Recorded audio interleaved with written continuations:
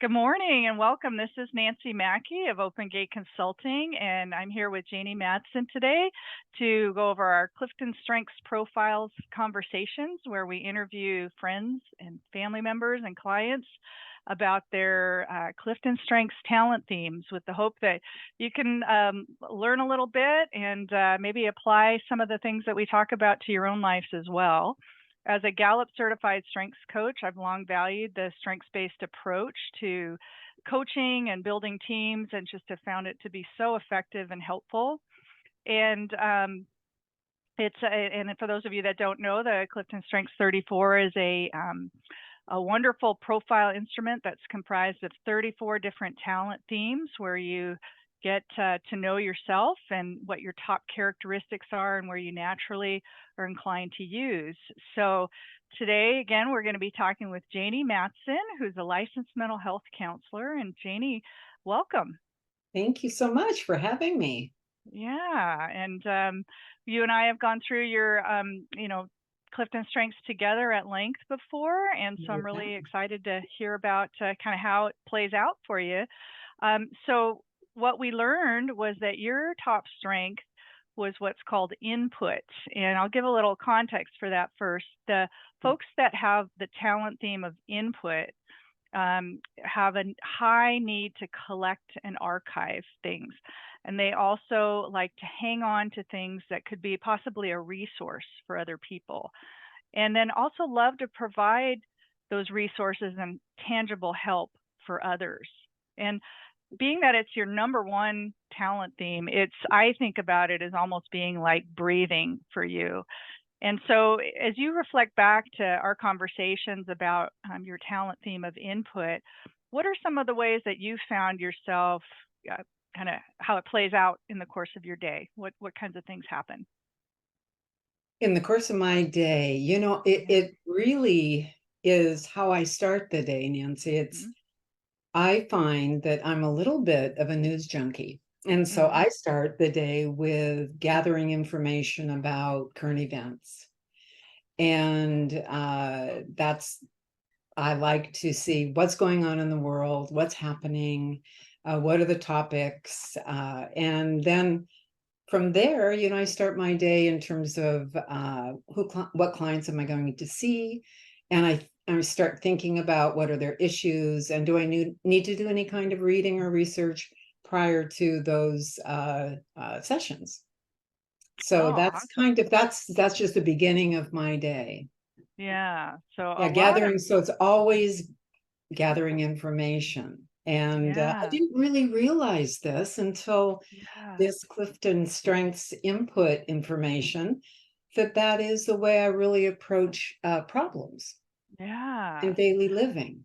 yeah. And very much a preparedness aspect of it. Yes. Now that really helps me with confidence Mm, and feeling that, okay, I'm prepared for this client. I'm prepared. I know what I want to discuss, thinking about looking at the notes, looking at, oh, we wanted to talk about this subject the next time. So mhm.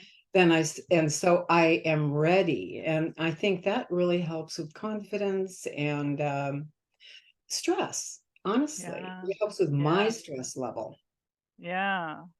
Well, Yeah. and it's interesting that you started out talking about just collecting the information, right? Because I think a lot of times we think about collecting things and resources, it's usually a tangible items, but it's very true with the input theme that those things that we can collect are not only tangible objects, but can be ideas, can be relationships, anything that we can see that can be a possible resource. So it's interesting to me that you started out talking about just that information that's so critical. It definitely, in reading about this strength, for me, I am lucky that I'm not a collector of, let's say, trinkets. I Hmm. am definitely, it manifests in me in information, resources, Yeah, ideas. yeah. And Yes. how do you, I imagine, I always think of collecting things. You start to collect a lot of, even if it's ideas and information, you can collect a lot.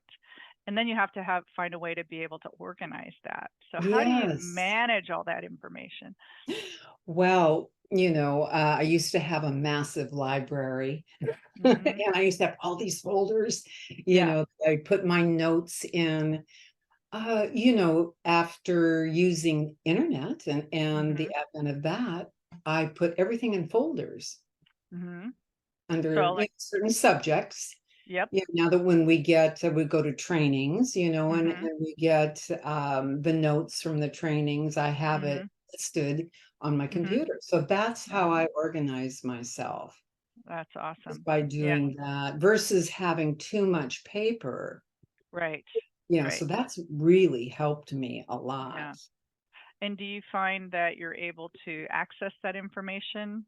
I Maybe if am. you're If I put that headline or the header right on the right. folder, I am. It is easier for me to do that. Yeah, Yes. that's great.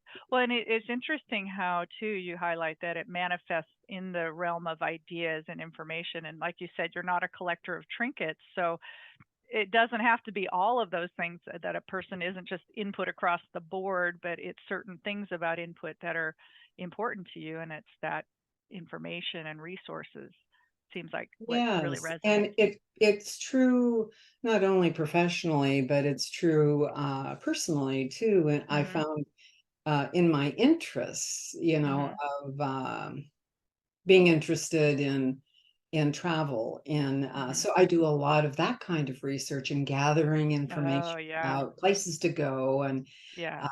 good restaurants to go to. And Yeah. so that's another way that I do it. So I do it throughout my life in many areas. Yeah. Yeah.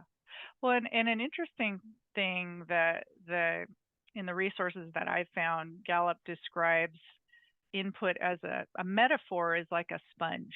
A person high in input is an absorber of things. And but if you think about it, a sponge also has to be wrung out to be effective, right? You got to wring Yes. out that water for it to be able to be used again. And that's one of the key elements of folks with input is again that loving to provide resources for others, being able to be a tangible, provider for others. So, how do you Yeah. how do you experience that aspect? Well, if we're talking about work, of course, it helps because I've worked for several years now, several Hmm. decades, and so I have accumulative knowledge. And Yeah, that also gives me confidence. Is I yeah. can I can use this new information that I have and build from some foundational information that I've read. Hmm. So I can use that and give that information to a client. Hmm. In my personal life, of course, I have friends that, Right. hey, Janie, do you know a good restaurant in Seattle? Yeah. And Yeah. because that because that's my interest, Yeah. I will know that. I love to share information. That's another Yeah. part of it Yeah. is having this knowledge and just sharing it that, oh, I can do this. It feels good to me to be able to Yeah. do that. So Yeah. it's a joy, really. Yeah. Do you find that, especially now that you're more aware of that impacts maybe how you relate to people at all? I mean, maybe it was natural before, but Yes. Honestly, I didn't know until we did this. mhm. I didn't put it all together, and I thought, well, the advantage of having this as my number one is that because I do read different kinds of topics, if I'm going into, let's say, a meeting, I can strike up a conversation with somebody on Mm. a certain topic because I might Mhm. have read a little bit about it. Yeah. So that's really helpful in terms of social skills or any kind of Mhm. social anxiety that somebody might have. Or if you Mhm. feel uncomfortable, you just, hey, and just try Mhm. to get on some type of topic that you might be able to strike up a conversation with that person. Yeah. And Yeah. that's enjoyable too. Mhm. Well, and how you even one of the first things that you said was that it when you start your day and you're doing your research about your clients, that it gives you that level of confidence. And I love how confidence seems to be a theme as well with your information gathering. Yes, Mhm. yes. Well, and I think it goes back to what you said, preparedness, being Mhm. prepared, being less stressed, being feeling like, well, I do have this wealth of knowledge at this stage because I've done the research to share, and Mhm. it's really very helpful. The thing that I do have to guard myself against is giving too much information, that Ah. you can overload someone, especially a Mhm. client. This would be probably more so with a client that I remember when I first started out as a therapist. I I had my clients, they would be taking notes, trying to remember, and then I realized to myself, I am probably giving too much Ah, information to them. They very just, I don't want insightful. to forget this. I don't want to forget this piece. I don't, Yes. and I have to pace it, because Mhm. I think even in a group, you can overwhelm someone, or Mhm. you can dominate with too much information, and the person can be overloaded or deer in Mhm. headlights kind of Mhm. situation. So I think that's the downside of it. Yeah.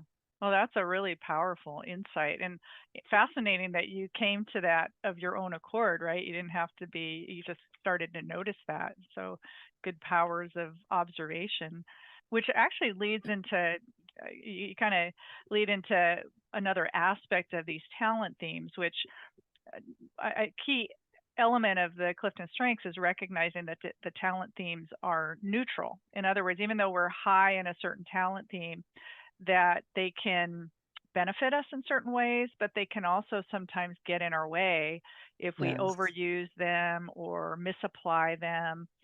And so you kind of touched on that, right? How does input sometimes become a barrier for you if it ever does? Oh, definitely. I do believe that our greatest strength is also our weakness. So, Right? first of all, I can go down a rabbit hole, you know, Ah. and I actually am to the point where I tell myself, okay, you can only read, so much in the morning, you got Mhm. to get going. I'll get too Mhm. behind in my schedule, I'll get Gotcha. off. Yeah. Um, I think the other piece of it is you do have information, and if you're in a group or uh, on a team, or like if I would be in a board meeting, um, I have to realize that if my information doesn't land in an interesting way for somebody, that's Mhm. okay. Mhm. That to not take that personally, because the part of it is sharing this information that you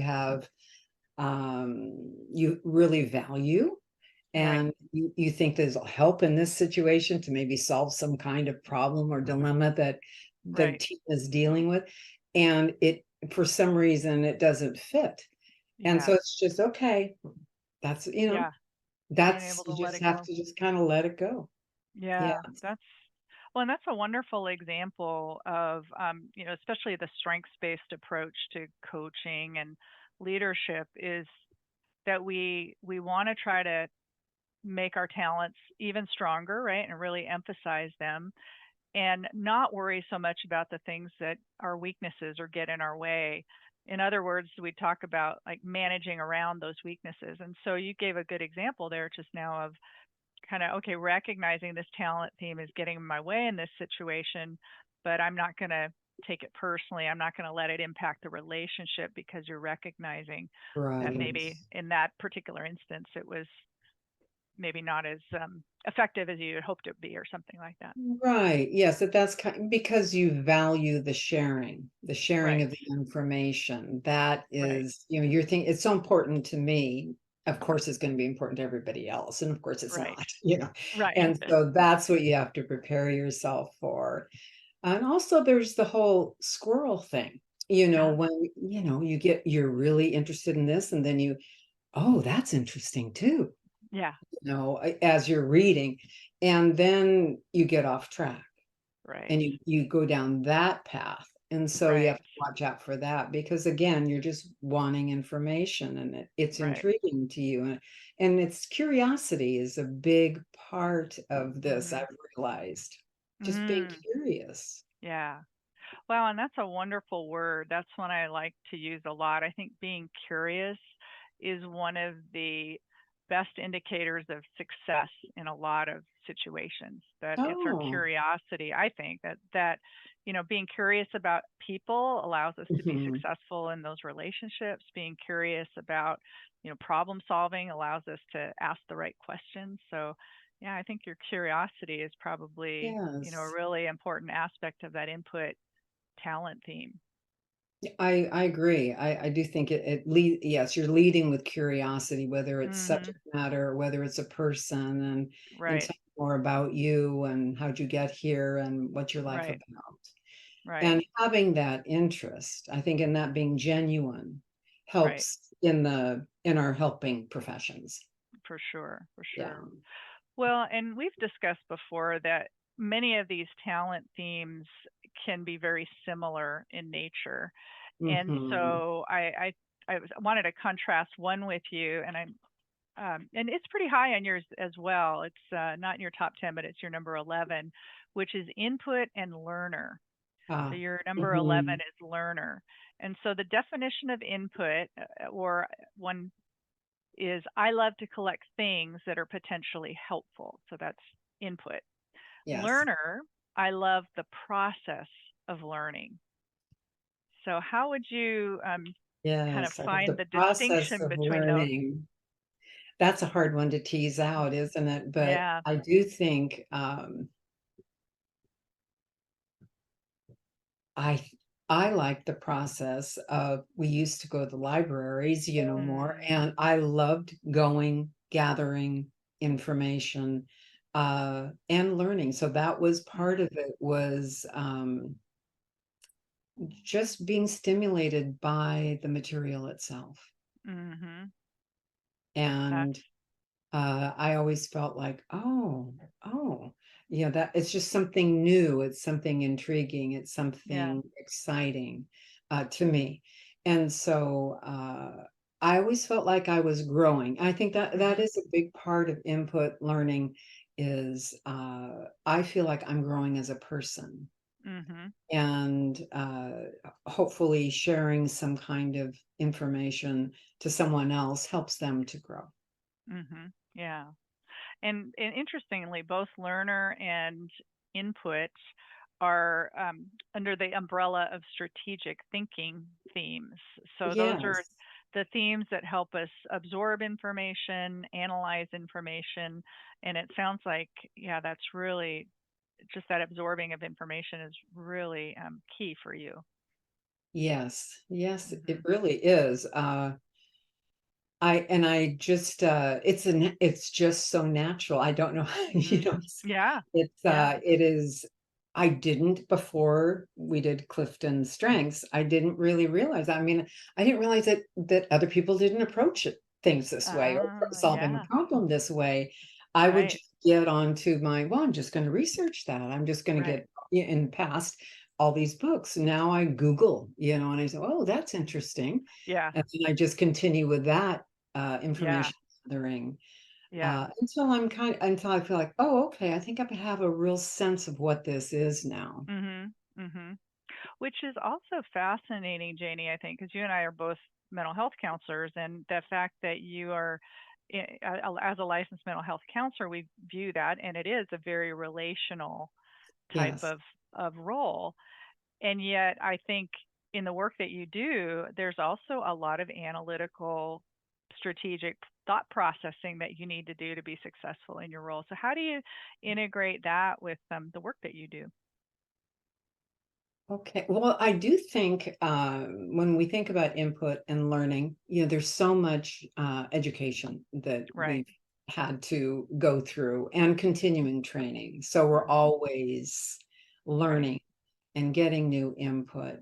And I think because, especially for me being in private practice, there is a solitary piece of that. Right. And so, in a perfect world, I would have colleagues to talk to and learn from them. And I have. Right. When I have had a particular case that was challenging for me, I would I would talk to somebody if they had some time to say, Mhm. "Hey, have you had this kind of a case before? And what did you do?" So it's Mhm. also people. It's also relational. Yeah. That's another part of it. It's not just books and internet. Right. It's also going to experts, talking to Right. them. Have you had this experience? How did you handle that? No, So that's I guess that's wonderful. how I've dealt with that. Yeah. Yeah. Well, this question might be a little hard, but I know you've worked with in the workplace and in your work in the past and an employee as an employee assistance professional that you've worked in organizational contexts as well. Mhm. And what would you say you would need from a manager to be successful in a role if you were in an organization? Well, I tell you what was I'll start out with maybe what was difficult for me was when I was hired on as a supervisor of social workers in CPS. Hmm. And my first assignment was to reorganize the unit. And I wasn't like was a caseworker and had worked up within CPS. So I Hmm. was brand new. And that was very difficult because I didn't Hmm. have any foundational knowledge of how the unit Mm. was even run. So Ah. it was then that what really helped me was to I was somebody else was there as my helper. I Hmm. really relied on him to help Mm. me. And then I just tried to look at different kinds of organizational charts. Then I started in on all my research. Oh, wow. Yeah. What is how are organizations organized? Just how are groups organized? So That's yes, great. so that was what didn't work. What Right. I would say I would giving me an assignment where I could go and do some research. Mhm. That would be Would helpful. That they didn't have a closed mind to new ideas. ah, so giving you the freedom and the flexibility to chase that knowledge Yes, and yes. yeah. Or, that they recognize my strengths and giving me an assignment, recognizing that. Mm. Oh, Mm. she's good at that. This is up her alley, you know. Yeah, Yeah. that's awesome. Yeah. Well, what encouragement would you have for other folks that are high in the talent theme of input? How could you see them continuing to grow this talent theme? Um, let's see how they could grow. I think um no, all I can go back to is knowing the strengths and weaknesses of the theme of and knowing that it is a wonderful strength to have and Mhm. being, they're fortunate. They're Yeah. very fortunate to have it. And that they can utilize that strength in all areas of their life Mhm. from, you know, exploring any kind of recreational activity to travel to figuring out relationships, Mhm. strengths. And or if somebody else has an interest, if your child has an interest in something, let's say they're really interested in music, that you will naturally kind of look into it Yes. because you love them, Yeah. and so I think that I would just say that they're very lucky people. Yeah. And the people who love people and input are very lucky because they benefit from that big time. Oh, thank you. Thank you. Right? Well, Janie, thanks so much for making time for us today. This was really enjoyable, and I feel like I learned a lot more about the theme. And the interesting thing about these talent themes is they play out differently for every single person, right? And it's Yes, I'm sure they do. yeah, and just to learn a little bit more about you today. And thanks for giving of yourself, kind of like wringing out that sponge for us today. You're sharing, and so we appreciate you. So have a great day, Thank you Janie. so much, Nancy. Great to see you. You too. Thank you.